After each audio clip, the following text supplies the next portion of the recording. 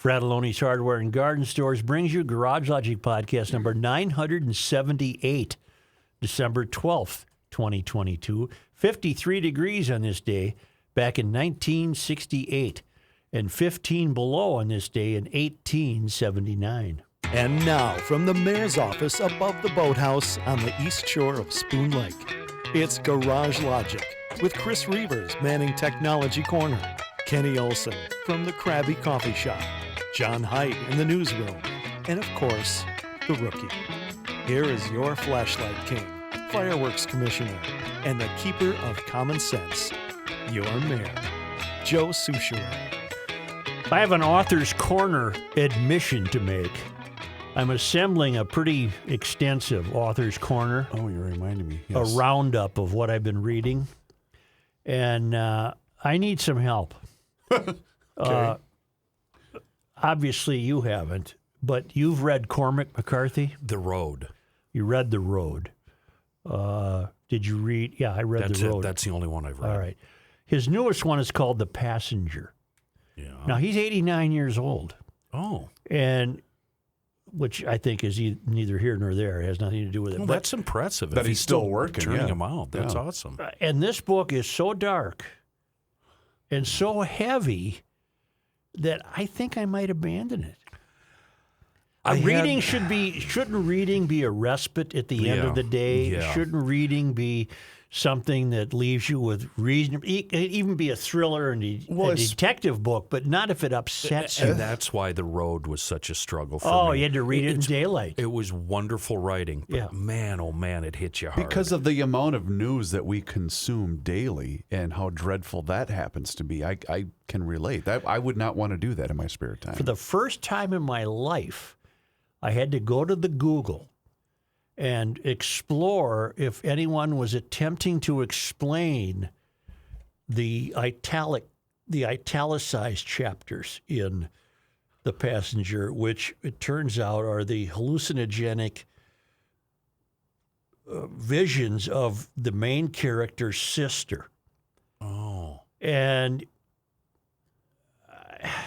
the premise is pretty cool. The main character is a salvage diver, and he and his team salvage dive a passenger jet that crashed in the Gulf just off Louisiana. And 9 bodies are still strapped into their seats, but one person's missing. Oh. And took the flight, the black box. What? And now this main character, I take it, he's already been visited once. I take it he's going to be visited again by unidentified authorities who keep wanting him to revisit this trip to the submerged plane and explain what the hell happened. And then you get to an italicized chapter, which is this guy's sister. And she is entertaining the thalidomide kid who comes in with, horses and minstrel shows, and it's just the goddamnedest thing. I don't think I can read it. But I think I have to pass. But I'm because 75 pages in, and I see no hope for myself. because the curiosity always gets the best of you, is that your nature? What do you mean? With reading? To Can you simply just give up? Have you done it before? Probably not. That's what I'm wondering. Because And I he's know such you won't be able to help yourself. Well, and he's such a man of letters. I feel somewhat pathetic saying I can't read this. Well, no, I don't have any problem admitting that. Pension is one of them. There's only one Thomas Pension book I've been I able. don't think I've read him. Yeah. Pension, P-Y? Yeah. And same with Faulkner. I have the same problems with William Faulkner. I guess I just don't know what to do unless I make it a day-only book that I read. Okay. I make this about the author, and it's usually, this guy is a pompous ass. I put I'm not going to blame him. I put my stupidity on his shoulders. It's his fault. I can't understand that's it. exactly The Road, No Country for Old Men, fabulous stuff. But even The Road was difficult to read at night. Oh, it's And depressing. the No Country for Old Men was so dark and evil. I didn't read it. Great film. I had trouble with the movie, boy. Ooh. Oh my God. How did you have trouble? The movie was brilliant. Javier Bardem weapon was what? A gas? It's like some kind of air gun gas thing. Yeah. God almighty. Yeah, no. And he flips Just the quarter. The random killing. It was just Well, too maybe much for some me. GLers who study Cormac will email me and tell me to carry on or give up. Hail the Flashlight King. Hail you. I am quite surprised at your outrage with the Charlie Brown Christmas, especially at your intimation that the reason it isn't on TV is because of Linus's biblical recitation. How wrong you are. You should embrace why it is not on broadcast TV, considering your love of capitalism. In October 2020, Apple TV Plus acquired exclusive rights to all Peanuts-related media.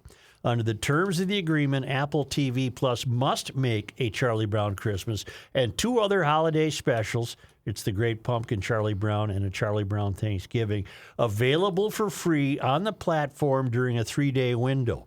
The window for a Charlie Brown Christmas will be December 22nd through December 25th. Get the kids from your kids you used to have to show you how to log in and quit whining. I'm surprised there wasn't any winging for the other winging spelled for the other 2 specials. Maybe you don't really care about poor old Charlie Brown, Steve and Howard Lee. Okay, I felt justified. I in can't log into the damn Apple thing. my distaste for Charlie Brown. I felt justified when I saw a Super 70s tweet, either yesterday or this morning, just ripping Charlie Brown for always being the pitcher and always getting dusted. Right. Yeah. That made me feel good. Although the other ones were available because I believe we recorded them in my house. The other yearly You know specials. what? It's You're good? It's okay. Okay. I got a lot of pushback. Not a lot, but I got some pushback on Kirsten Sinema. I believe I was hailing her transformation to an independent. Oh, right. And holding out hope that that would mean something. And I've got a couple of emails, including Joe. You've probably read the various takes over the weekend on why Kirsten Sinema jumped ship from the Democratic Party, so I'll keep this brief. She is a politician, and her goal is to stay in office as long as possible. I believe a more cynical approach to this situation is warranted. Her goal for this move was purely political, not ideological. Yeah, she did vote with Biden 93% of the time.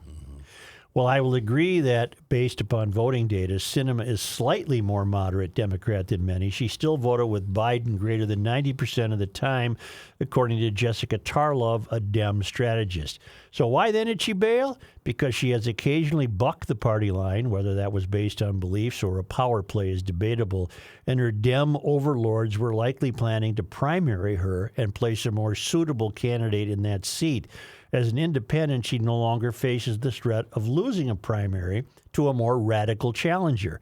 She can run on her existing name recognition and doesn't need the party to get elected like a newer person would. She also knows that if the Dems try to run a challenger against her and a Republican, a 3-way race would likely guarantee the Republicans a win, as Sinema and her challenger would split the Dem vote. As for her op-ed, the words were great. They are true and exactly what all of us wanted to hear, which is the point. A good politician understands that their job is to make it easy to vote for them and difficult to vote for their opponent. Those words were very appealing to those of us longing for sanity. Unfortunately, those words were also the things she needed to say to cover up her true motivation for the switch to stay in office. While I would love to believe this was a great ideological turning point, I'm afraid the truth is this was just good old politics for Sinema. Good luck to us all. Dave, recent Minnesota expat, now living in free, rural Wisconsin. Probably right, huh? Yeah, what are you going to do? Now I want to go to... He brought up a point. So she'll split the vote with the Democrats. But lose, won't she? Giving the election to the Republican. Yeah, his analysis, which was great, breaks down at that point. Yeah. Well, whatever. Whatever. Say, I want to remind people, Stephen C. Anderson, who will join us live in studio December 23rd, 23rd. 23rd. There to isn't the 33rd day of the month. Right. To jam with John Haidt. Mm-hmm. We'll be at the Cathedral this Thursday night. Those are great shows. 7:30 p.m. Don't you and the CP attend that? Seriously? I haven't. She has many times. Oh, I thought you did. Okay. There's no fee, but there's a $10 free will donation. Donation will be gratefully received to cover costs. You can register on Eventbrite, and he's a multiple platinum recording artist. I bet that's a neat show. Is he in the, what do they call it? I would call it the auditorium. Is he No, in? he's in up by the altar. Have you been there, Chris? Oh, yeah. I was there for a wedding a year ago. That's an amazing room. Yeah, it really wow. is. So cool. He's going to have his Bosendorfer grand piano there. Just moving it drives him crazy. Yes. Makes him nervous. But that's quite a room for his piano, and he'll have singers with him. He sold 2 million albums. Gee whiz. He's got over 80 million streams per year across all digital platforms. What in the world is he doing hanging out with us? Why is he coming in here? I don't know. Get that. If you go to his website, too, remember the drone video we stumbled upon? Yeah. On top Up of at the lake? yeah. It was really cool. Yeah. That was or his maybe place, was right? was it Facebook or was it his website? Either one. You can find it. Yeah. Well, before I get to the surplus, might I tell you that EcoFund Motorsports in both Forest Lake and Burnsville, they get your Christmas needs all set because there's the big sale on all electric bikes, $200 off, and all those scooters that turn urban errands into adventures are $100 to $500 off for the winter sale, plus heated storage if you need it. These are the lowest prices since way before COVID. Over 100 youth ATVs and dirt bikes in stock. The golf carts, $1,000 off. The full-size ATV with a 2,000-pound winch and a 48-inch steel plow snowblade, $58.99. That really sounds reasonable. Great for plowing suburban 2- and 3-car wide driveways. Never lift a shovel again. 0% financing for 1 year on all products in stock. Clothing, apparel, helmets, great service. It's EcoFund Motorsports in Forest Lake on Highway 97, immediately west of 35E, and in Burnsville on the Service Road of Life near County Road 42 above 35W. Now I say above 35W. Is that Service It's Road? just to the east. To the east of 35W. You can find it. Yep. EcoFundMotorsports.com. Hey, Joe. What? 4 days left For the auction? for the Garage Logic 1000th podcast auction. For those of you that snoozed, well, guess what? Is stuff already been gone? Yes, the tri-state package is already been claimed. Can you get it? Did you get it? That was a good deal. No, the guy beat me to it, and then he sent me an email bragging about Yeah, it. I bet he would. So 4 days left, like I mentioned. And you know what? The great people at Rise and Shine Garage Door, they're offering a $1,000 certificate that's available for auction right now. Air mechanical gas furnace is I'm bidding also on that. available. I'm going to bid on the Well, on the you garage. need to do it anyway. That'd get you a couple tune-ups. See, there you go. Kenny, what are you going to bid on? Wait on. Stop bothering me. You just skipped right over it. This air mechanical thing is a tankless water heater. Yeah. Well, that's going in my shop. GLers, you're not. You can't bid on that. Kenny wants it. That's mine. And you know what? The holiday season is upon us, and Mike Fratelloni was nice enough to donate a bunch of Fratelloni's hardware and garden gift cards. Also, are all available right now. This is ridiculous. This is the same thing that happened with Tri-State. This air mechanical thing, the retail value is $7,000. Yeah. The reserve price is already met. The buy it now price is $4,900. That's $2,000 off. Wait, Hold on. what is it? $2,000 off. Nope. What? What's 7 minus 4? 3. There you go. But it was $4,900. $4,900. Oh, I'm sorry. I thought he said $4,000. That's a hell of a I deal. apologize. Is what You it were is. right. You were right. I was wrong. But you're not good at math. So that's Well, why I you were was easily there. correctable. Anyway, go to garagelogic.com, enter the keyword auction, and yes, you. This can't be legal. I think it is. This is fantastic. Amazing. This Yeah. is fantastic. And it helps support some great clients that help support the podcast. So go online right now, garagelogic.com, and search for auction to participate in the Garage Logic 1000th podcast auction. This guy wears many hats. just not indoors. Joe Souchere. Is this the Marshall Tucker Band? You win some, you lose some. Last week I lost when I had to pull the carb from the big bastard snowblower because of willful neglect. But the old KO won big time over the weekend when I fired up 4 sleds that were put to bed properly last spring. They jumped to life. They ran happy. That's a Seafoam victory is what that is. And the building I used to store the toys in, it's got a couple, 2-3 cans of Seafoam sitting around up there. So the dirt bikes got a gulp yesterday. I even issued the random outboards and their tanks a slurp or two. Seafoam, well, I'm not telling you guys anything you don't know. It lets us live our best life, keeping the cylinders happy and then keeping us happy. You'll find it everywhere fine chemicals are sold. A local company, a global reach, and a true miracle in a world of bat gas, Seafoam. You know, proof that you have to read the whole paper. This is page 2 of Saturday's Pioneer Press under the local briefing. You know, you get a story like the University of Minnesota is purchasing a Dinkytown building where Bob Dylan once lived, and you get the Hallmark Channel is going to feature Rice Park in one of their movies or whatever. Mm-hmm. But it was my favorite story of the year. All right. East Grand Forks, Minnesota. Headline: Homeowners Squirrel War leads to arrest. A 76-year-old northwestern Minnesota man is facing criminal charges because he was shooting at a nuisance squirrel on his bird feeder, and a bullet went through a child's bedroom window in a neighboring home. Yeah. East Grand Forks police said they arrested the man Sunday after his neighbor reported bullet holes in the siding of their home and a hole in the window of their son's bedroom. Wow. The man told officers he had been watching ball games on television and noticed a squirrel on his bird feeder, according to police. He told officers he shot a .22 caliber rifle from his bedroom window Good Lord. at the squirrel and believed he hit the animal. Got him. He told officers he had shot at squirrels at least 6 times over the past 2 years because he considered it war when they got into his bird feeder, according to court documents. The man's wife said to him, "Well, I told you," as he was being arrested, police said. He got weed. The man is charged with reckless handling of a dangerous weapon, a misdemeanor, and a felony count of discharging a firearm within a municipality. He faces up to 2 years in prison and a $5,000 fine for the felony charge. It was an Associated Press article, and I salute the reporter who had the good sense to include the wife.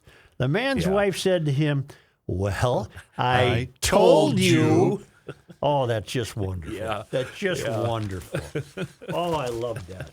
You know, not that I'm pro squirrel by any means, but a 22? Yeah, that's Really? I live out in the What about a pellet gun? That'll get the job done. Yeah, no. Unless you're a bad shot. Is that probably why you went 22? Reavers, I've got one stationed at every entrance and every window, and they work great. Doesn't surprise me. On to the surplus. Okay. The almost $18 billion surplus. Joe, our fearless leaders have shown how overtaxed we really are. The details and aggravation expressed the last few days on your show is shared throughout Gumption County. Town meetings demanding a refund sound great, but will not work with these dummies as there is no financial gain at their end. Instead, maybe another avenue is a class action lawsuit. I don't know the feasibility or tax laws that would contribute to this idea, but maybe it's an option. The state forcibly removed these dollars from our pockets and have said it was not needed, thus the surplus we now have. This in itself is no problem other than it shows the ass-hattery that happens at our Capitol. I believe I read this one Friday. If they refunded those dollars to the people who paid into them, no foul. However, if they keep it up, if they keep any of it down to the last cent, they have committed theft. That was from Brian, and this is from Rick Anderson in Stillwater. Hail the Flashlight King. Hail you. As always, I'm a few days behind listening to the podcast. Today I was listening to the discussion on the budget surplus and lack of any perceived public outrage or movement to call for it to be returned and provide permanent tax relief. I think most people are outraged and disgusted by the tax situation in this state. I think people are looking or waiting for an individual or group to rally behind on this issue. And until someone appears on the horizon, we won't see or experience any traditional public protest.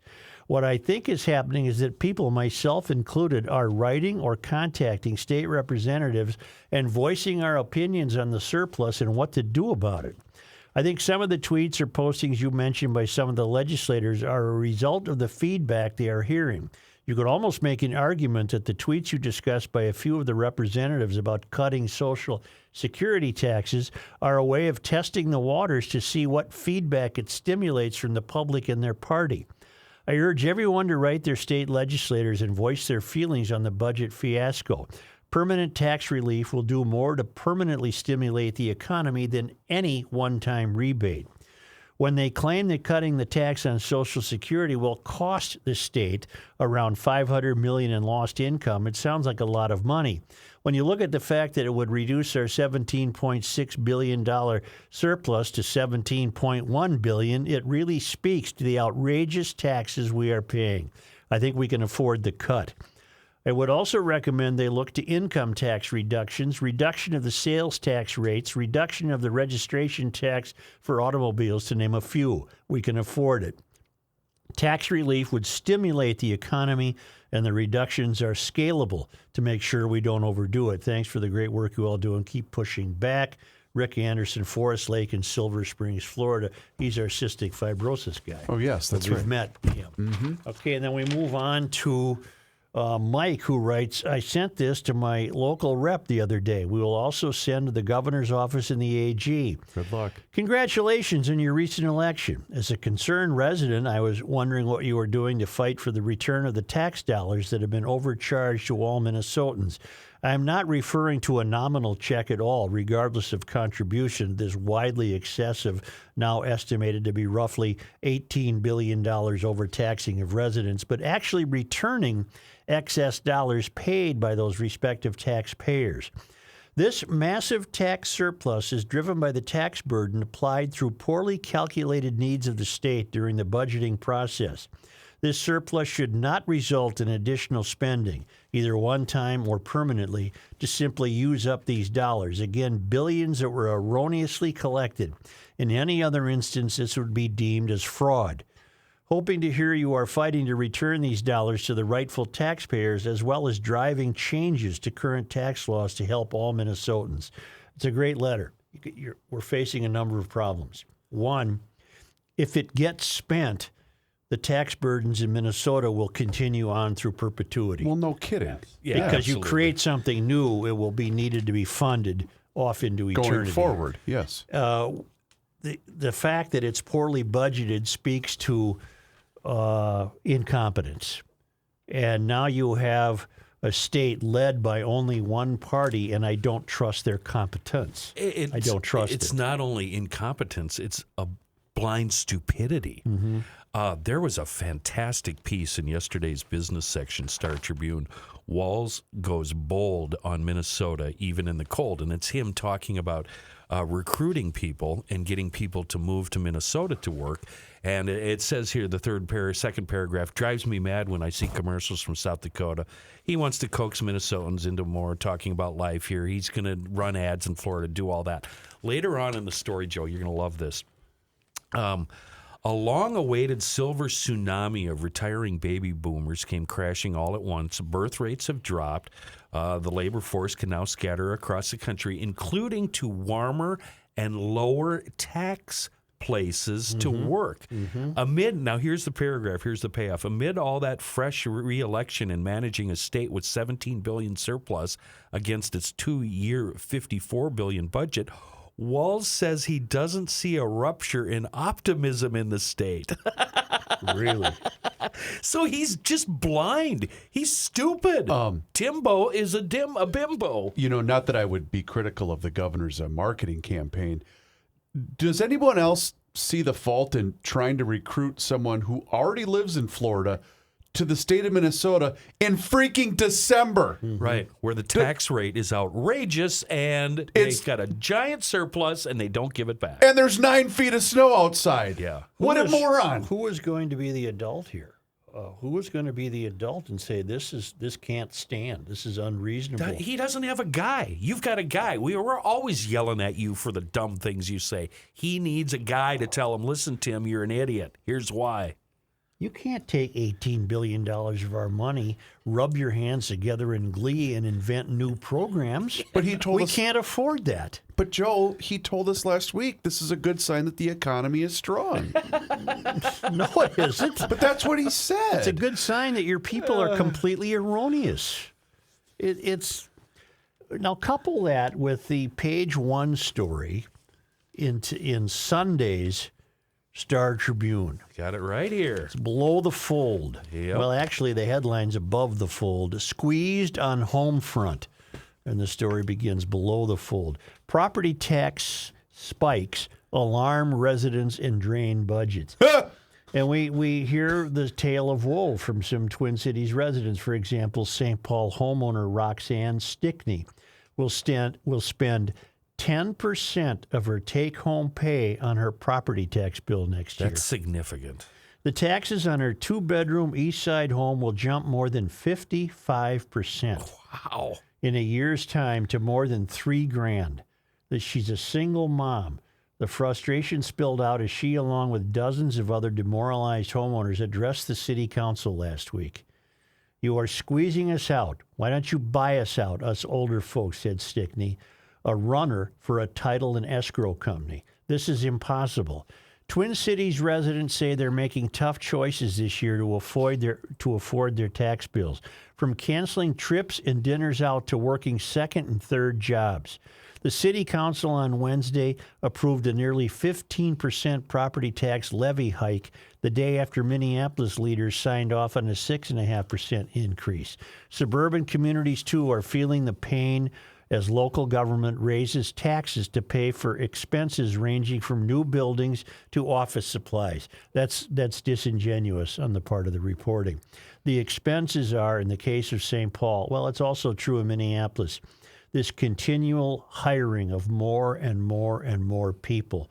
And just to think, the taxpayers have to cancel a vacation or cancel a dinner out with their family in order to pay for the friends that Melvin keeps hiring. Yep. This is an outrage. This is at least as much of an outrage as an $18 billion surplus. And how is he answering to the many They're not questions? answering. Yeah, that's just it. They're not answering. He won't even acknowledge this. Yet again, this is the direct result of not enough people paying attention. Tax levied by cities, counties, and school districts make up the property tax bill. Many local governments that held off on increases during the dark days of COVID are now being forced to make up for lost time. I'm sick and tired of you COVID? people using COVID as your excuse for everything. Yeah, that's long. I'm gone. really tired of it. Due to the pandemic. Right. Right. Sorry, no, that's not going to fly in you go ahead. St. Paul is also hiding behind this fact. A St. Paul judge ordered the city to stop assessing individual property owners for routine street work. In other words, if you live on a busy street Yeah. and the crews come along and they're going to tear up the intersection and replace the sewer pipe and then repave it, you were getting billed if your address was the one in front of the place. And the judges ruled, no, you can't do that. But not the guys down at the other end of the block? Right. Now, Wow. Now the judges said you can't do that. So now those fees, an estimated $13.3 million in previously collected street maintenance fees, will be added to property tax bills. Well, thank goodness for that judge. And that makes sense. The change also means tax-exempt property such as churches, hospitals, and universities no longer have to contribute to the upkeep of city streets. Plus, it only accounts for about half of St. Paul's levy hike, which officials said was fueled by inflation and added operating expenses. The operating expenses are the government is way too top-heavy, while about a 20-member cabinet, all of whom have jobs that mean nothing, cannot be measured for success or achievement, and all of whom have a variety of employees under that particular program's director. It's a sin what's happening here. It's going to kill the city. It's killing it right now. But Joe, again, This entire class was reelected. We're stuck with this for how long? Well, Melvin got reelected. About 30% of voters voted. But that's what I'm saying. You know, I'd love to ask this woman, Who'd you vote for? Roxanne Stickney, A, did you vote? And B, who did you vote for? Yeah. And there's other people quoted in this story. I'd like to ask them the same thing. Yeah. This The graph at the bottom middle is so telling. 2011, St. Paul City taxes, 521. 2023, 1,279. That's the average. Over doubled. Wow. Because you have a mayor who might be, he's hiring too many people. Yeah. And they ain't snowplow drivers. And he's spending the money on crap.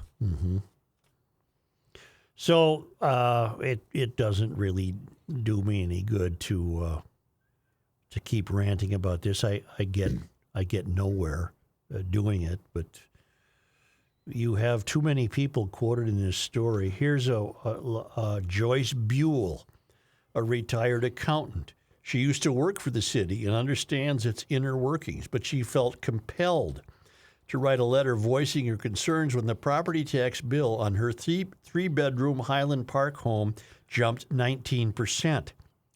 The market value of Buell's home has risen by more than $100,000 in 5 years' time. It will jump by $37,000 to $358,000 next year, and she will pay $5,400 in taxes, nearly $900 more than this year. Buell said it's frustrating because it's unclear how the increased taxes are benefiting residents. They are not. Your services have not improved. Would you feel different if they have? What if all of a sudden the street clearing, the curbs, the gutters, the potholes, what if everything was charming and perfect? Would you, in fact, feel better then? Yes. Yeah. Yeah. Well, this Joyce goes on to say, city streets seem in worse condition compared with the suburbs, she said, and snow plowing seems slow. Also, the older housing stock in St. Paul requires more upkeep and investment. Yeah. For example, Buell recently had an expensive sewer line replacement. Oh, yeah. Okay, you start looking at how long you can afford to stay in your house, she said. I've been trying to keep my property up, but then you get a bill like this. I am trying to be a responsible homeowner. Are you being a responsible politician and looking at what you are charging your citizens? St. Paul council members expressed empathy for the financial strain residents are facing, noticing that they too own homes and pay taxes. And as in years past, they called on the state to step up support. No, you've allowed the city to hire too many people. City government is too big. It's too overlaid with redundancy. It has gotten away from you. It has gotten away from you, and I don't know how to put this genie back in the bottle. Is somebody from St. Paul going to come to her, Miss Buell, and say, yeah, but your house is now worth $358,000? Yeah, but she doesn't want to sell it, Kenny. Right. She's trying to live there. Right. You know, the other thought, Joe, I mentioned last week, I drove along the River Road in St. Paul, and I did the back side of the Ford site, the old Ford site where they're now building that new wonderful Euphorian community that we're building, right? Yeah. And years ago, when it was still up for debate of what to do, I remember you saying, "Let's get Amazon in here. Let's do something I here." told you I called Volkswagen. Right, and I said, I got a property here for you people. I wish I would have been in the room when that happened. the thought occurred to me, Jesus. do you realize that St. Paul's UPS campus, massive, right? We're talking thousands I don't know where it is. Well, that's where I'm going. It's massive. We're talking thousands and thousands of jobs. It's directly across the river in Dakota County. Oh. Even though that's considered UPS St. Paul. Yeah. Well, that's, I guess, right there. Doesn't that just go to show you what a disaster that city is? Sorry, I know you live there, but It is a disaster. And it's a disaster because the expenses the taxpayers are paying is not going to improve the services they receive. It's going to continue to hire more and more meaningless people. The people themselves, of course, are not meaningless. They fill meaningless jobs that are full of all the buzzwords like equity and inclusiveness. meaningless. It's meaningless because those jobs can't be measured. They accomplish nothing. And they just keep growing. I love how keep going down to the city council member stuff because that's where it gets really funny to me. Right now, we're looking at a state legislature that over the past 2 decades has been underfunding the urban core by a ton of money. Dear God. Said Council President Amy Brenmone. She's trying to get money out of the state. Amy Brenmone is the council member. We had a letter last week who said that if she wanted to talk to a resident, the resident could join her on her 10 a.m. walk around Como Lake. Oh, she's just putting her hand out. I don't want to make too much of this because I don't routinely attend them, but I told you all in September I attended a tax meeting You did. at the Como That's Pavilion. right, you did. At You the- rode the scooter. Did you not? I took a car. Oh. And I went to, and then I thought, well, what the hell? I'm here. I'm going to. This was on the topic of their 15% proposed increase. Right. Yeah. And I thought, well, what the hell? I'm here. So I stood up, and you got to introduce yourself, and I did. And I was struck that they were sitting above us. Yeah. Now that could be just the physical structure of the location. Sure. I'm not too hung up on that. But they listened, and then nothing made any difference. They went back and voted the 15% increase. I said, what do you know that we don't? Where is this money? What was their response when you said None. Yeah. None. No. And here's this Amy Brenmone who tells a Como resident, well, if you want to talk to me, you can catch me walking around the lake every day at 10 a.m. Well, no, Amy, you're wrong. And now here's what the council wants. Here's how the council looks at the state surplus. Right now, we're looking at a state legislature that over the past 2 decades has been underfunding the urban core, said Council President Amy Brenmone. They are sitting on a $17.5 billion surplus. It's more than that. And we are balancing our budget on the backs of our residents. In other words, Amy Brenmone, who is so bleeping out of touch, she looks at the surplus as a means to prop up the budget in St. Paul. Exactly. No, Amy, that's an overtaxation situation on the part of the state, and you shouldn't be propping up your budget on the backs of your residents. You should be creating a competent budget and trimming about 500 people. But think of that mindset. The All of these mindset is what's wrong. They all see this number and immediately everyone sticks their hand out. Yep. Yeah. Yeah, and they don't look at what's really the problem. Yeah, but your property values up. What's really the problem is the left has ruined the cities of this country. Yep. They have ruined the cities of this country. And just because your home is worth, I don't know, say $350,000, doesn't mean you're going to get that. Because once you start getting the inspectors in there and they shove a camera down your sewer line and they start picking away at your roof and looking at this, that, and the other, that $350,000 is going to quickly turn into $275,000. And it also means that you want to live there. You don't want to move. Where are you going to move? Right. I was talking in the case of Right. if you want to sell. I'm going to head to Scott County. What are you going to do? Well, I'm so lost. Sorry. GLers, you've heard me talking about gator hooks, the gator magnetics, the miracle storage cure for the garage and the home I'm and the worried. basement. I'm hosting Christmas. I got a lot of people come. I'm going to lose my magnets. Well, then hide them. I'm going to have to. And right now, gator magnets are available in over 1,000 Home Depot stores nationwide. Their presence in the Home Depots begins this week. You're going to find them. You can test them. You can see them for yourself. They hold 25 pounds. They hold anything that hangs, your tools, shovels, rakes, kids' athletic equipment, gets the storage off the floor, and you can affix these to any steel surface in the garage. They're also creating a steel wall surface. Yeah. I've been waiting for a GLer to send us the picture of their 3-year-old Hanging from the on the gator fridge, book. hanging from the refrigerator. Done in fun, done in good taste. They're fantastic. It's a really great idea. It was invented in the garage by GLers. They're movable hooks. The magnetic technology is patented. You have to flip a lever to pull it off the steel surface. They're so strong.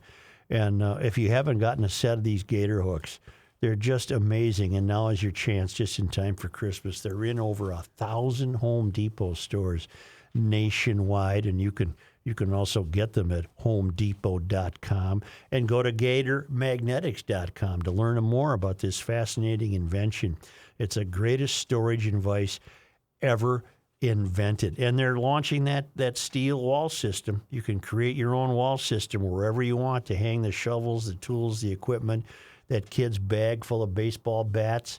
What do those bats cost? They cost more than the Gator Magnetics. I'm telling you, you can find out everything you want at gatormagnetics.com or look them up on homedepot.com.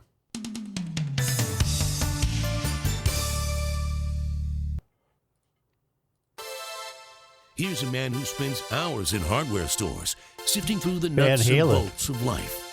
Joe Souchere. Well, except for this part. Big sale going on right now, thanks to Rich at Maple Grove Lock and Safe. 10% in-store and website-wide. I can say that. And it runs through the end of December on all Liberty safes. Pop onto maplegrovelockandsafe.com to see for yourself. The whole lineup is there. And I know I don't have to preach the basics, right? You're not new here, are you? If you are, they're made in the USA. They have a transferable lifetime warranty and the best fire protection in the safe business. And Rich, he offers up professional delivery and installation, which I'm telling you, you're obligated to get. Grow up, be an adult, have a pro do it. 10% off the entire Liberty Safe lineup through December. You know what this is? This is you buying yourself a Christmas present because your wife and kids never get it right, or your husband and kids never get it right. Get to maplegrovelockandsafe.com, then stop in and say hi to Rich. 6901 East Fish Lake Road in Maple Grove. You know, if I was the mayor of a city anywhere in the country, I am. Closest to the country's tallest buildings, the first thing I do is say, I need a list of all the people we have employed here. And then I'd go through it, and you'd be met with derision because you're going to be cutting a lot of things. You know who you'd become?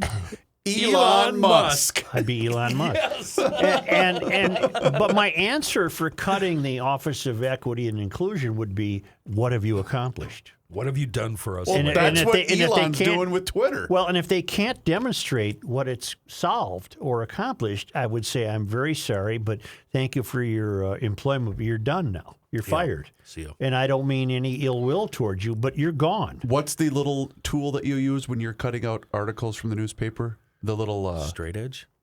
your little, it looks like a pen, but you're cutting. It's a knife. That's what knife. you would be doing with your budget. Yeah. And Oh, because you're taking money out of the pockets of, Joyce Smith, who's hanging on by a thread trying to own her home.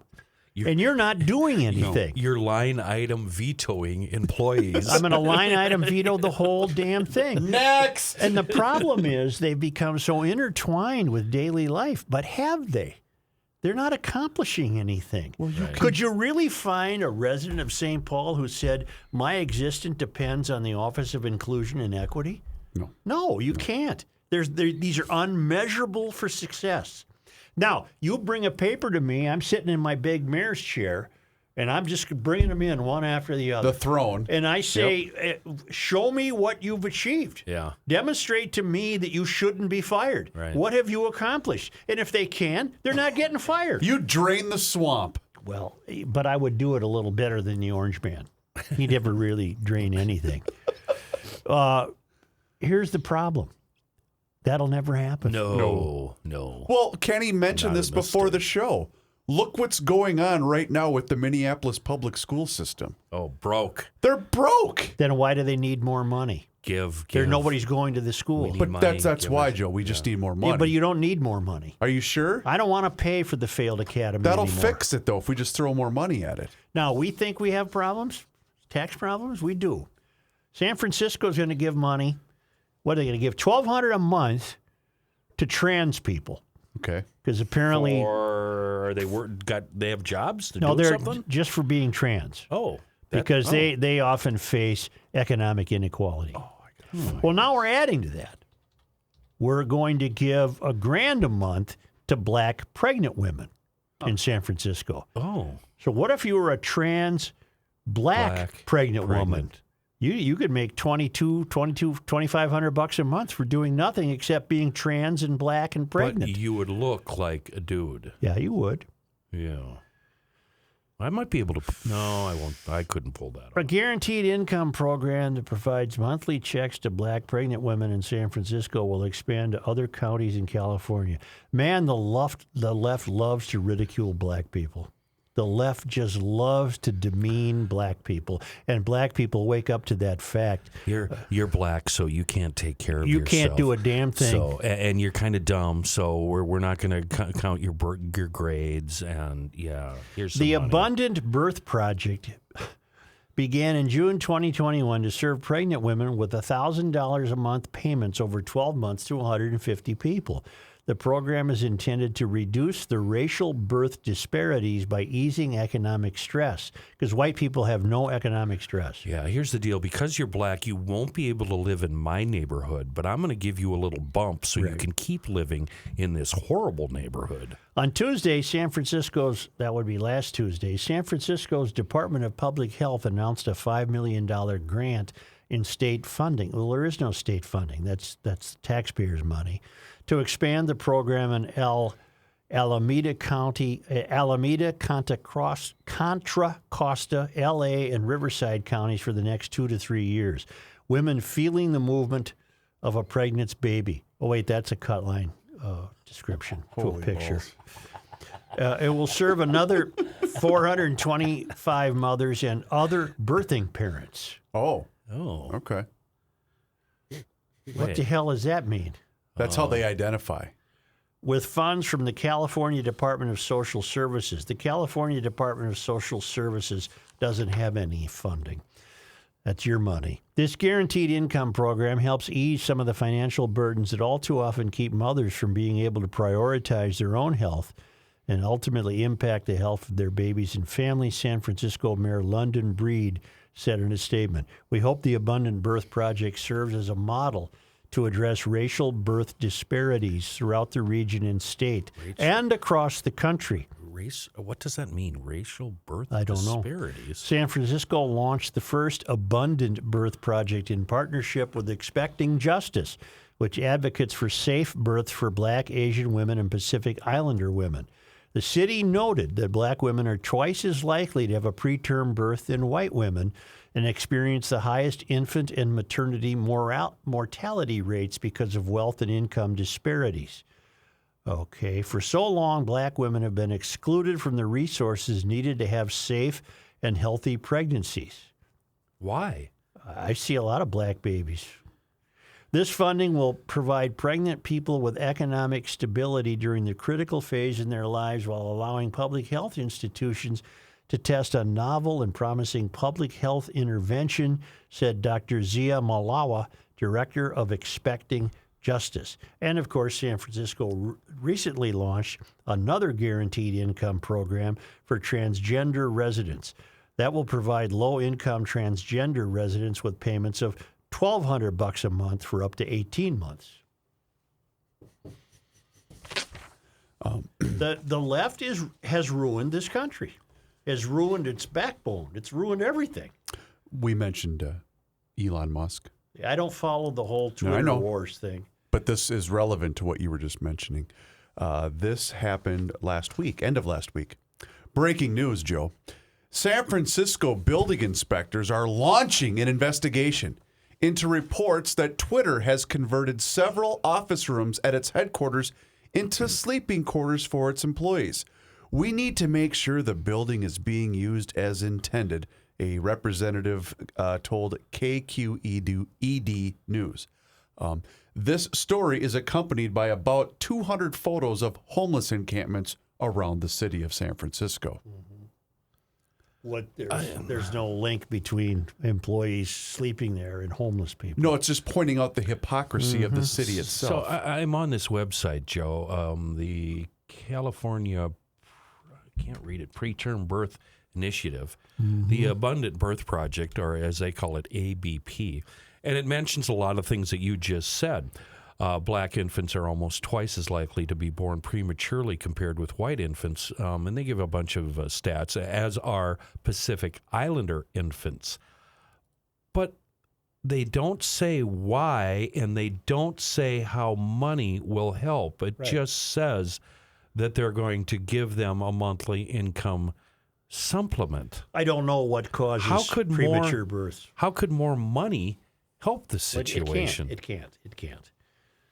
I don't know why a black mother would have was it premature birth they're arguing about? Right. Is it diet? Is it what? I don't know. I have no idea.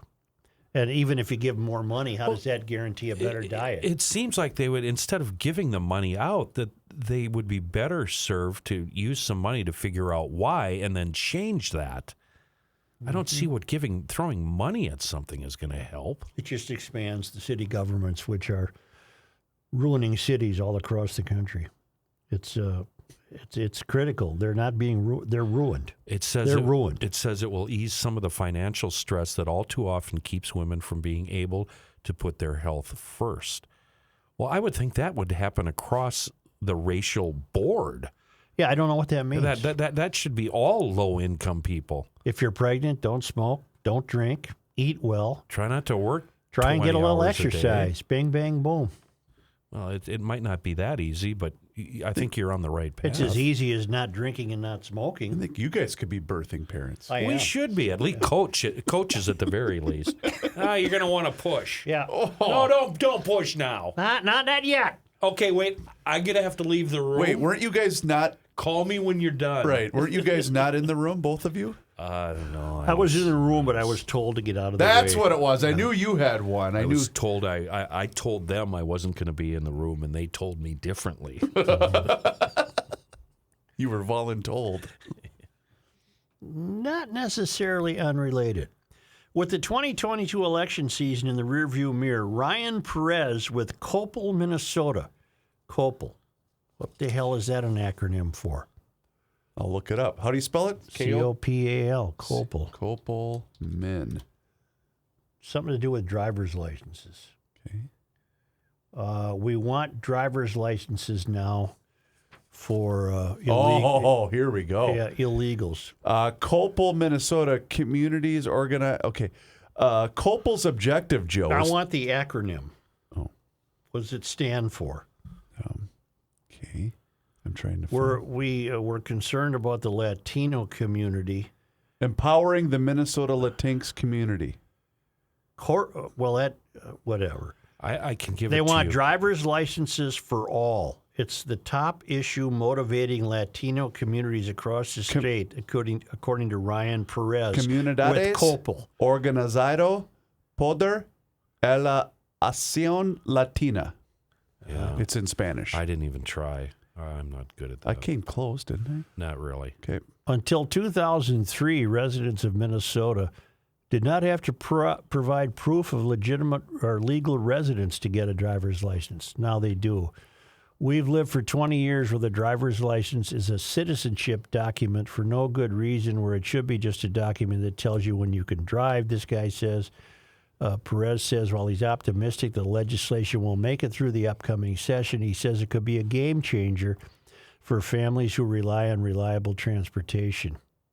Okay, you're telling me on the one hand, not Perez, you're not, but the left is telling me on one hand that driving is wrong because we're ruining the earth. But now you want to make sure that people who aren't even entitled to have a license have one. I didn't even pick up on that. That's why you're the mayor. What?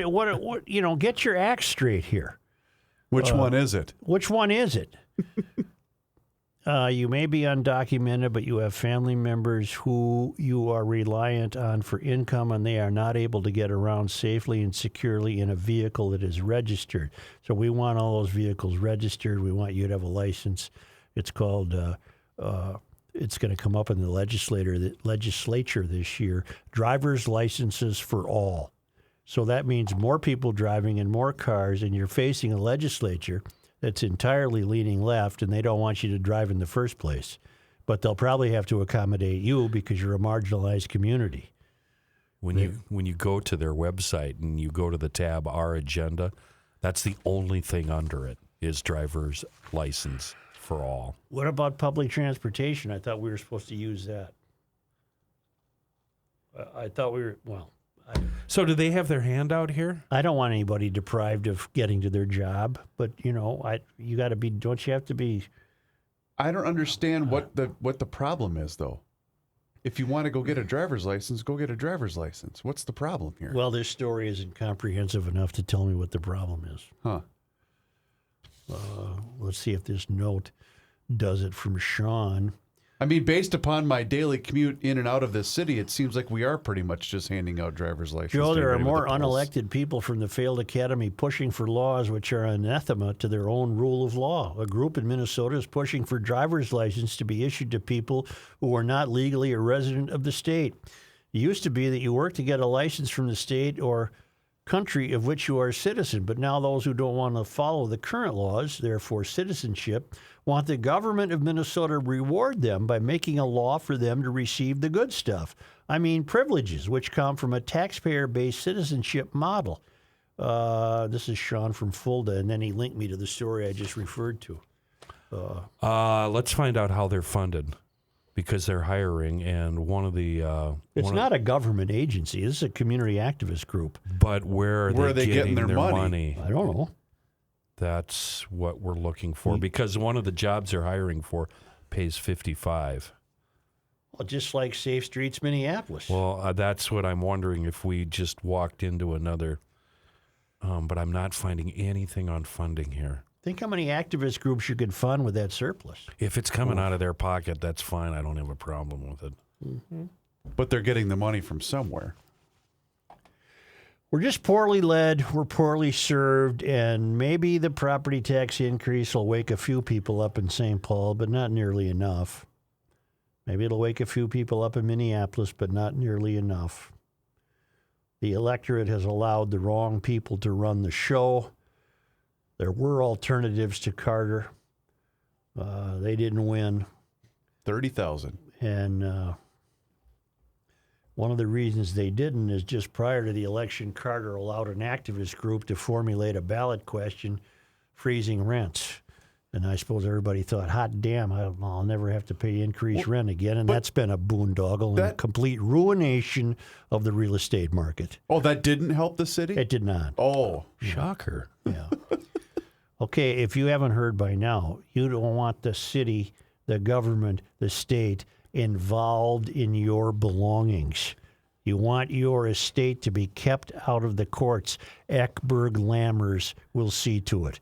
They're a law firm. They're a great law firm. They've been doing this for more than 70 years, preparing estates and wills and the family transfer of property and business property decisions. They're on top of this, and I don't care how old you are, and I don't care how big your estate is.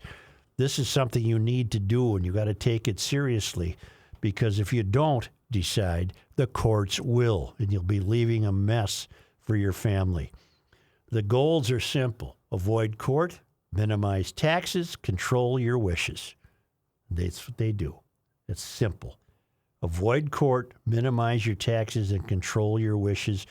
So, you know what? You enjoy peace of mind today, and you're going to minimize the stress and expenses that your family will be facing. So be proactive. I don't even have to foghorn that. I won't. Ensure your family is taken care of and your assets are... Bless you. Excuse me. Wow.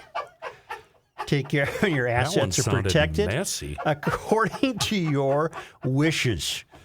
It's a milestone in life. Take care of it with Eckberg Lammers. You can call Eckberg Lammers. I'm going to even give you the number.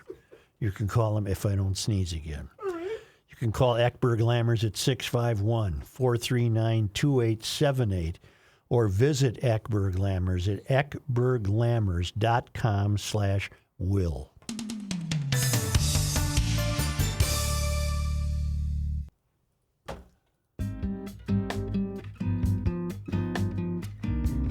Is Is that his cylinder index or his golf score?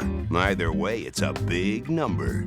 Here's Joe Souchere. I got a great email from Dale saying, "Hey Reeves, thank you for the recommendation. After years of ignoring you, I finally made the switch of Hofferman Water and Connecticut." Thank you, Dale. And he can attest, as I have been for some time now, the best water on the planet comes from Connecticut and Hofferman Water. And if you're in the market, well, then get in touch with my friends at Hofferman, an independent water treatment dealer. And whether you're looking to purchase or rent, they are going to be able to take care of you. Water softeners, iron, rust, and odor filtration systems, and of course, do what Dale did and go with a new drinking water system from Connecticut and Hofferman Water.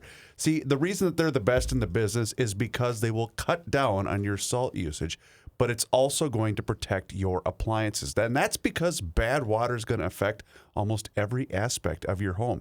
You get that new system from Connecticut and Hofferman, and boom, your showers are better, your laundry's better. And Is it a boom? It is a boom. All right. I love my system. My water smells like ass. Well, You live Dummy. in a bad area. Got a brand new pressure tank, brand new soft water system. Still stinks like minerals. why do you call them? Okay, I'll call them. 952. Write this down. Get your pen. Hold on. 952 9. Yeah. 894 4040. 952 894 4040. 40. Or go to their website, HoffermanWater.com, and you can see everything that they have to offer. I have been a satisfied customer for years of Hofferman and Connecticut, and you will be too. Hofferman Water has been proudly serving the state of Minnesota for over 50 years. Please tell them you heard about them on the Garage Logic podcast. I have a fellow who needs a ruling. Garrett Hegland. I need a ruling. Good afternoon. I am in need of a ruling on a word from the lexicon for which I am drawing a blank. My wife's family has, for the last 5 years, held a pre-Christmas party called the Grinch Party, which everyone participated in and enjoyed. It included various dishes and drinks based off of the Grinch movie, followed by the airing of the Grinch movie. I should also say that we do celebrate a regular Christmas Eve and day as well. This year, we are getting pushback from a couple of family members saying they will not participate in the Grinch Party due to it celebrating a monster instead of Jesus Christ. Come on. Oh, come on. No. That's a bit. Let me give them the ruling. I feel there's a GL term for putting a meaning on something that it was never intended to have, but I'm drawing a blank. Look forward to your ruling. I can help you. The term you're thinking of is power washing. So you have family members who power wash the Grinch. They turned the Grinch into something that for some reason they believe is something to do with theology, which it doesn't. No. It's not an anti-Christ situation at all. They power washed it. Yeah. They turned the Grinch into something vile. I don't know anything about the Grinch. Is that a kid's movie at Christmas time? You've never seen The Grinch? I haven't. No, it's. If I have, I don't it's remember. Seuss, right? It's Dr. Seuss. I think it is, yeah. Yeah. And in the end, he turns into this generous, giving, loving the guy. Grinch is a Gives good one in our all- house. First he steals everything, then he gives it all back. and Okay. it's all fun and games. Garrett, you got family members who power wash the Grinch. It has nothing to do with Christ. It has nothing to do with Christmas. It has to do with a fun kids movie from Dr. Seuss. I think I know the motives of those people. They're like me. They don't want to party? Fun or not, they just don't want to go. They just don't want to be active, so, right? So yeah. they just ginned up this excuse. Well, why don't they just not show up then? Yeah. Power washing, that's your term, son. There's your ruling. The term you were looking for is power washing. Although I will say this about the Grinch. He's pretty big on the knack scale. Is he? He could put stuff together, man. Good. Yeah. Good. The other day, Friday, I believe I mentioned a library in Massachusetts that refused to display a Christmas tree. And I promise you I would only do maybe one of those a week because they're so common. They refused to display a Christmas tree because some people would be offended. Sure. Right. Well, they're back in the news. A pair of libraries in a Boston suburb will display Christmas trees after all, following a community outcry when the tree's absence was noticed. So you had pushback here that worked. The initial decision to not display a Christmas tree was the result of an ongoing review of all of our holiday decorations and displays That started back in the spring. What has played out on social media is unfortunate. It has negatively impacted our staff and the community and frankly transpired before we even had started our seasonal decorating. As we finish decorating for the holiday season, Christmas trees will be put up at both locations. The director of the Dedham Library, which has been a main branch and an Endicott branch, said in a statement Monday provided to Fox News Digital, because conventional news media probably doesn't cover the absent Christmas trees. Controversy erupted earlier this month when the manager of the Endicott branch library in Dedham sounded the alarm that there was no Christmas tree on display. I have never posted a negative post on Facebook, that is until now. I found out today that my beautiful library will not have its Christmas tree this year. Lisa Desmond, manager of the Endicott Branch Library in Dedham, wrote on Facebook earlier this month. When I asked, I was told people were made uncomfortable last year looking at it. What? In my 28 years at the Dedham Public Library, I've never heard a negative comment, Desmond continued. I should give her a ray of hope because she's a librarian. Yeah. And she's the one who fretted Yeah. about the absence of the tree. That is, yeah, you're right. Controversy soon flared in the town, according to Boston.com. Though Desmond saw many Facebook commenters declare their support for the Christmas tree, others said wanting a tree at the library was an example of Christian privilege. God. How can those people drive through a forest, I wonder? Ugh. Desmond said some of the imagine? messages she received pushed her to call the police. I was actually put into a category with murderers. That was probably the lowest point I've ever had, Desmond told WBZ in Boston. One message Desmond received was repeatedly posted by a member of the town's Human Rights Commission, who claimed in a profanity-laced social media message that Desmond put people's lives in danger. Wow. Because she wanted a Christmas tree. Wow. The Human Rights Commission in Dedham posted on its own Facebook page Tuesday that member had stepped down from her position. Officials for the Massachusetts town denounced the recent online threats and bullying and said the fighting has turned neighbor against neighbor. The town of Dedham stands in support of all town staff targeted by recent online threats and bullying. Unfortunately, a recent social media post expressing disagreement with the decision to display a holiday tree at the library, now we're going to call it a holiday tree, has quickly evolved into a polarizing environment and has led to the harassment and bullying of town employees. The statement from the town of Dedham reads, according to Boston.com, we wholeheartedly condemn this behavior as it tears at the fabric of our community and cannot be tolerated. Background of fluffy branches of green color. No, that's a cut That's a line. cut line. Damn it. That's two today. Dang it. We continue to encourage constructive conversations and healthy debates, but because of social media and outside sources, what could have been something of legitimate discourse turned neighbor against neighbor and has threatened the safety and well-being of community members. The behavior is not a true reflection of kindness and civility. The library director said, we have to respect a wide variety of viewpoints and beliefs, including those who choose to celebrate Christmas and other winter holidays. To be clear, there is no ban on Christmas at the Dedham Library. Moving forward, we will continue to review.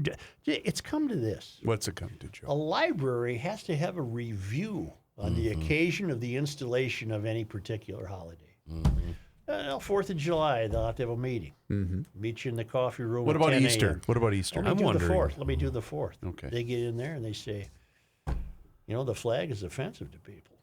Some people. Well, look at Brittany Griner. She wouldn't even stand for the anthem. I bet she will now. And have you ever heard her speak, by the way? I have. To the point where, and I don't mean this uncharitably, I looked up if she was a transgendered person because her voice is entirely male. Very deep. It's a gorgeous voice, Very by the way. deep It's a voice. baritone. And I thought, what the hell is this? But no, she's a woman. But she's got a very deep male voice. Anyway, Where was I? Drifting. 4th of July. You were flags. drifting. You were pulling a reverse. She's very pretty.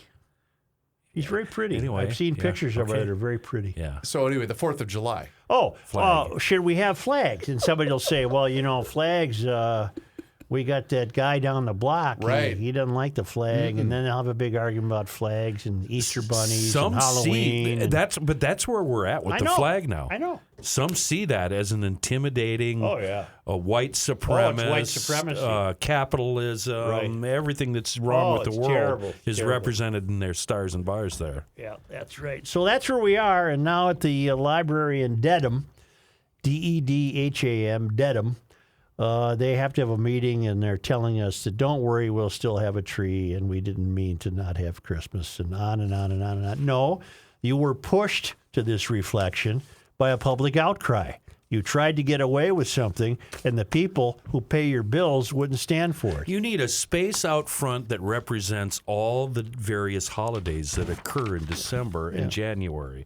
Just So like the you people got- of Minnesota. Christmas, Hanukkah, Kwanzaa, and for those that don't celebrate anything, just an empty spot, There you go. empty space. Festivus. Festivus, you got the pole. Festivus for the rest of us. the rest of us. Steel pole. I've got some problems with you people. Yeah. Just like the people of Minnesota should flood state offices and the governor's office with objections to the surplus. And they want lower tax rates. But again, you're making the mistake that those people elected to serve us will actually listen to they us. get enough material, they would. They thought it would cost them a paycheck. You believe that? Well, you've got to get that out to them. Tell us how many people voted in St. Paul? 30%. Of all eligible voters, 30% voted. And most of those were running to the polls because they thought they were going to get free rent. Why is it that the left is the only people that do the whole get out the vote campaign crap? Maybe that's where we should start. We've been kind of ripping on conservatives and Republicans lately for not They taking... don't do anything. Maybe we should just start right there. Exactly. Get your ass to the poll. Like my bride, I told her I'm not voting this year. She said, "You're moving to the shop, bastard." Yeah, you got to vote. So Kenny, I voted. I think it does more justice when you look up Ballotpedia and look up Melvin's results in What do 2021. you got? 36,426 people voted for Melvin Carter. Are you S-ing me? Nope. How many voted for the other people? Is it Dino Guerin? Yep. Dino received 7,454 Okay, so votes. So I'm just going to round down. 43,000 people so far have Yeah, voted. 43. Paul Langenfeld finished third, Yep. and Paul received 5,298 votes. 7, 8, so we're at 48,000. 48. Bill Hosko finished fourth. He received 3,423 votes. 51,000 people. Oh, you're good at math today, Joe. Dora Jones-Robinson received 2,357 votes. 55,000.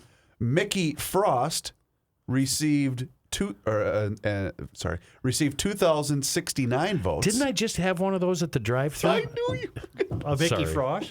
So that's 60,000 people. Abu Naim received 1,516 votes. 61,000. Scott Evans Wergen received 355 votes. I ain't counting him. And undeclared write-ins received 192 votes. Okay, maybe I meant to say that 30,000 people voted for Melvin. So Maybe- because more than 36,000 Melvin people voted. received 61.8% of the vote. Maybe there's too much room on the ballot. Yeah. Maybe we need to get rid of half of those people. But Kenny, even if Melvin ran against one person from that collection, he still received almost 62% of the vote. But 4 of them received 51 from what I'm seeing here. Anyway, Kenny, a total Well, there's 250,000 people in the city. I would imagine 200,000 people are eligible to vote. 59,091 total ballots were And cast. less than 100,000 were cast. Mm-hmm. Oh, wow. Less than 60,000 were cast. Well, Yeah, there's we're the not ready problem. yet. Just think how bad we'd kick your ass if they voted in the city. Yeah. What did I tell you? That was a zinger. Nice. Hey, I got a note. I got a That was note. good. Yes, sir. Jeep is laying off 1,350 workers at its Illinois plant that builds the Cherokee SUV. No. Blaming the high cost of switching to electric car production. It was just 6 years ago that the company invested $350 million in the plant to produce the Jeep Cherokee. The company said the new electric Jeep Cherokee SUV will be produced in Toluca, Mexico. UAW Vice President Cindy Estrada said companies like Stellantis receive billions in government incentives to transition to clean energy. It is an insult to all taxpayers that they are not investing that money back into our communities. The White House did not comment, but has repeatedly claimed that EVs will boost U.S. auto employment. Probably not. And they have nothing to do with being clean. We don't know that. They have nothing to do with being clean. I will say this, however. I will go purchase a Jeep just because of the new ad featuring Derek and Hannah Jeter. She's an attractive gal. I'll say. Yeah. Say, Tim Conley notes we lost his 91-year-old father. Oh. A Korean War vet. I forgot to tell you that Tim did respond to an email with the image. Well, that he you were sent an looking image for. from a 1949 Cretan, yearbook or something? Mm-hmm. Well, what does it say? The official senior ballot general election nonpartisan for Cretan. I'll forward this to you. He did follow up and send this when I said we couldn't open it. Well, it sounds like Mr. Conley was a great living American. Trying to see where he was on here. Only because they come to us all the way. Well, now here's the deal. What? The Lymans took 3 flights. First flight was 2 hours and 35 minutes with a 3-hour layover. Second flight, 15 hours with a 15-hour, 30-minute layover. We checked into an airport hotel during that layover. Third flight, 40 minutes. After 43 hours of traveling door to door, we are back in Marloth Park in Mpumalanga, South Africa. Wow. From the Traveling Lymans at worldwidewaftage.com. On this day in 1928, Today is December 12th. the newly finished Fauché Tower, which would be the Minneapolis' tallest building for nearly 50 years, was strung with lights and lit up like a Christmas Trivia, tree. who played the musical entertainment for the day? John Sousa. Bingo. Yep. Was it John Sousa? John. Sousa. It's Philip Sousa? Yeah. Sousa. John Phillips Sousa. John maybe. Philip Sousa's band was in town for the newly Bunch of tubas. christened Fauché Tower that still stands to this day, but not nearly the tallest building Oh, God, no. in Minneapolis. It's a hotel now, is it not? I think it's some sort of... Did you see where the Hilton, the largest hotel in Minneapolis, is up for auction? Yep. Good Lord. But it's due to the pandemic. Oh, I saw something on the little guy that I meant to... You're talking about Minneapolis Mayor Jacob Fry? yeah, shoot. The little guy. No, it was to the point where I almost felt sorry for him. Was he wearing his mom jeans again? No. Oh. Somebody on social over the weekend was talking about how some restaurant down there was crowded, and they were the whole reason for the tweet or post or whatever it was to mock people like you. Why me? Who say that Minneapolis is empty and dead and nobody wants to go there. I think it was a post-game celebration. Did the Wolves play over the weekend? They might have. I think I saw the same thing that you were. Yeah. They were on the road, though, I thought, in Utah. Well, maybe it was a Viking. No, the Vikings were in Detroit. What am I talking It about? was something of that nature. Sure. Yeah. Well, the story was, if I'm remembering correctly, he was lamenting the loss of the Marshalls and the Hiltons up for auction. He said, we're putting together another, I'm paraphrasing, we're putting together another group to study this and increase the shopping experience. And we hope for more retail stores and small businesses like pet care situations and all this. And I'm thinking, you poor bastard. You are so in over your This head. was a once thriving metropolis to the point where national television came in here and based a show here with Mary Tyler Moore throwing her hat in the air. You are rocking and rolling, and this city is dead. What? You sound like some hippie that's been eating gummies. You poor bastard.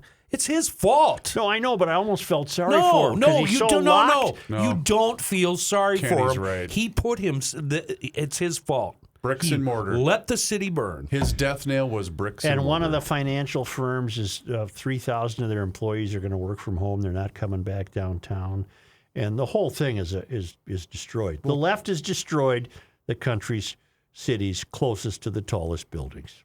They've destroyed it.